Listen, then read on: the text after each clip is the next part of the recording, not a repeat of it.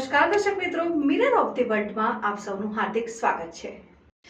તારીખ 7મી જુલાઈ રવિવારે અષાઢી બીજના રોજ શહેરમાં ભગવાન જગન્નાથજીની 43મી રથયાત્રા યોજાશે। ઇસ્કોન મંદિરના ભક્તો દ્વારા શ્રી પ્રભુપાદના દિવ્યાંગ ગ્રંથોનું વિતરણ કરવામાં આવશે અને રથયાત્રામાં દેશી ઘીમાં બનેલ 35 ટન શીરાની પ્રસાદી અને 20,000 કિલો કેળા સાથે જાંબુ પ્રસાદીનું વિતરણ કરવામાં આવશે। શ્રદ્ધાળુઓને ભગવાન જગન્નાથજીના દર્શન થાય તે માટે પ્રથમવાર લાઈવ સ્ટ્રીમિંગ પણ કરાશે।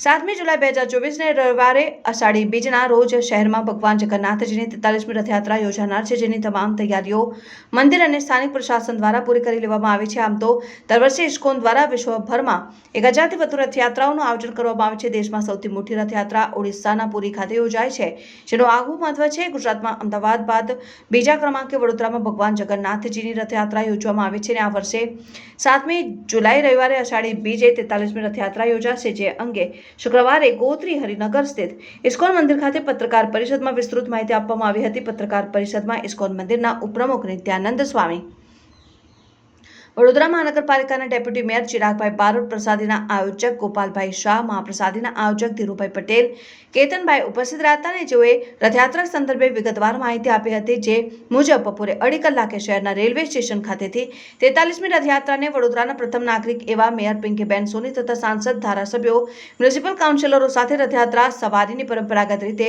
પારહિંદ વિધિ કરીને રથને પ્રસ્થાન કરાવશે। રથયાત્રામાં દેશ વિદેશથી ઇસ્કોનના ભક્તો આવશે।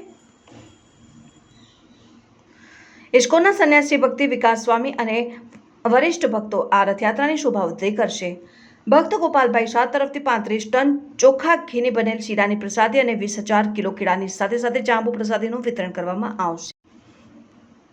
રથયાત્રા રેલવે સ્ટેશનથી નીકળીને સયાજીબાગ, કાલાઘોડા થઈ સલાટવાડા નાકા, કોઠી કચેરી, રાવપુરા મુખ્ય માર્ગ, જુબેલી બાગ, પદ્માવતી શોપિંગ સેન્ટર થઈ સોસાગર, દાંડિયા બજાર, ખંડેરાવ માર્કેટ, લાલકોટ, ન્યાય મંદિર, મદન ઝાપા રોડ, કેવડા બાગ થઈ પોલો ગ્રાઉન્ડ, બરોડા હાઈસ્કૂલ પાસે સાંજે 8 કલાકે પૂર્ણ થશે અને રથયાત્રા દરમિયાન વિદ્યાર્થી સંગઠન તથા પાલિકાના સફાઈ સેવકો દ્વારા રથયાત્રા માર્ગની સફાઈ કરવામાં આવશે અને રથયાત્રા દરમિયાન છોડના રોપાઓનું વિતરણ કરવામાં આવશે। સાથે જ ઇસ્કોન મંદિરના ભક્તો દ્વારા શ્રી પ્રભુપાદના દિવ્ય ગ્રંથોનું વિતરણ કરવામાં આવશે અને રથયાત્રા દરમિયાન કેસરી ટી શર્ટમાં, સફેદ ટી શર્ટમાં અને પીળા ટી શર્ટમાં સ્વયંસેવકો ખાસ ઉપસ્થિત રહેશે। સાંજે 5 થી 10 વાગ્યા દરમિયાન ઇસ્કોન મંદિરમાં જાહેર મહાપ્રસાદીનું આયોજન કરવામાં આવ્યું છે। લોકોને સોના ચાંદીના ઘરેણા, મોબાઈલ ન લાવવા રથયાત્રામાં અપીલ કરાઈ છે।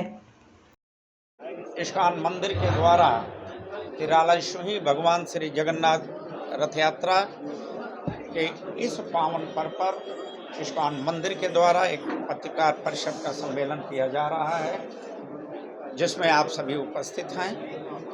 और रथ यात्रा 7 जुलाई आषाढ़ी बीज के दिन बड़ौदा रेलवे स्टेशन से 2:30 बजे निकलेगी। काला घोड़ा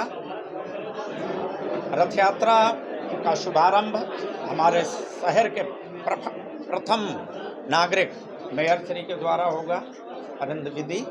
उसके बाद रथ यात्रा का प्रस्थान किया जाएगा काला घोड़ा होते हुए कोठी 4 रास्ता, Raopura main road, Gandhinagar group, Padmavati shopping centre, Sursagar, Dandiya Bazaar, Khanderao 4 रास्ता, Rajmahal main road, Bhagat Singh Chowk, Patthar gate, Madan Jhapa होते हुए जयरथ बिल्डिंग, केवड़ा बाग और बड़ौदा हाई स्कूल पे रथ यात्रा का समापन होगा।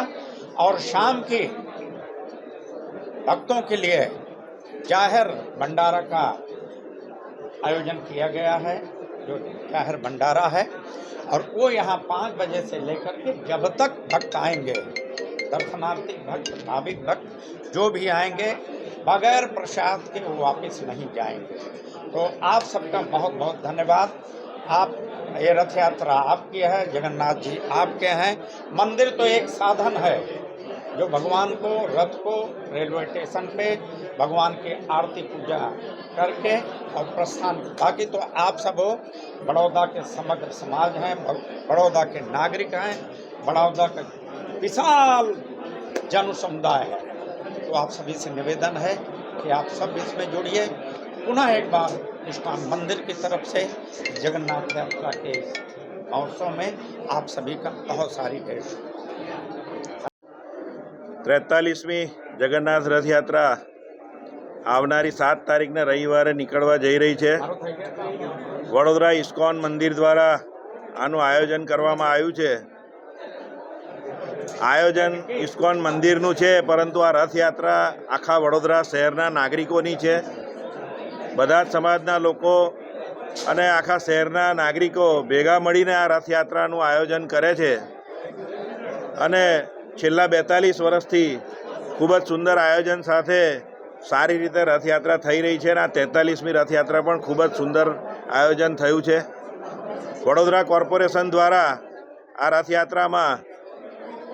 રથયાત્રાના રૂટ ઉપર જે કોઈ પણ નાના મોટા કામો છે એ પૂર્ણ કરવામાં આવ્યા છે. ટ્રી કટિંગ હોય કે રસ્તાનું રિપેરિંગ હોય, લાઇટો જ્યાં જ્યાં અંધારું થયા પછી રથ નીકળવાનો હોય ત્યાં એક્સ્ટ્રા લાઇટો લગાવવાની હોય, આ રીતના તમામ કામો કોર્પોરેશન દ્વારા પૂર્ણ કરવામાં આવ્યા છે. અને રવિવારે સવારે બપોરે 2:30 વાગે આ રથયાત્રા સ્ટેશનથી નીકળશે. એ પહેલાં 6ઠી તારીખે સાંજે મંદિરેથી સ્ટેશન ખાલી રથ લઈ જવાનું દર વર્ષે હોય છે.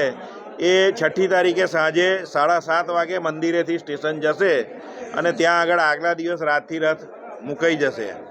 અને બીજા દિવસે બપોરે 2:30 વાગે આ રથ પ્રસ્થાન કરશે અને સૌ નગરજનોને જગન્નાથજીના દર્શન થશે.